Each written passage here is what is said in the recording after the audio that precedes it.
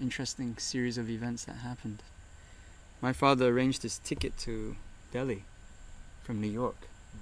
My father used to be a travel agent based out of London Temple, Soho Street, and then Ayendra came and stayed over at Soho Street.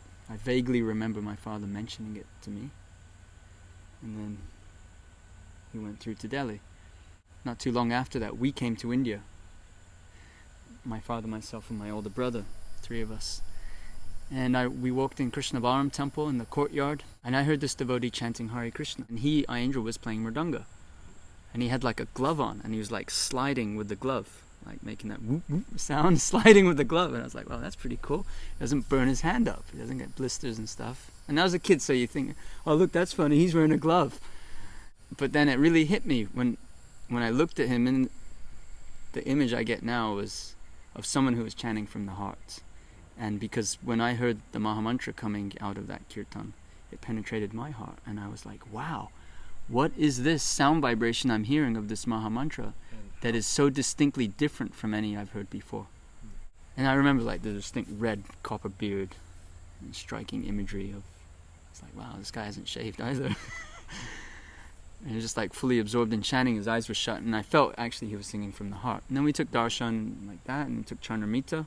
And then my father came and sat down near Ayendra, and we did a little kirtan, and then like the other devotee took over the lead or something, and Ayendra was taking a bit of a break.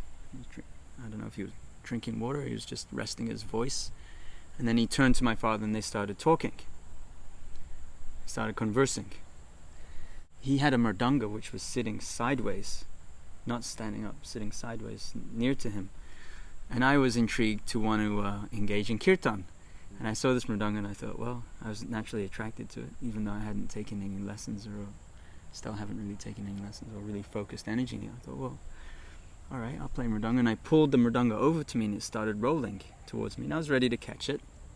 But you know, like the tempuram set up with the steps in the courtyard. Yeah. So it looked like the mridanga could have been rolling and going to go falling down the stairs. So he I guess saw in the peripheral of his vision, mid-conversation, just leaned over with his arm and grabbed the mridanga and said, "Hey Prabhu, what are you doing? You have to be careful!" And just totally blew me away. This little kid I got heavied out by Ayendra. That was my first full-on experience of him.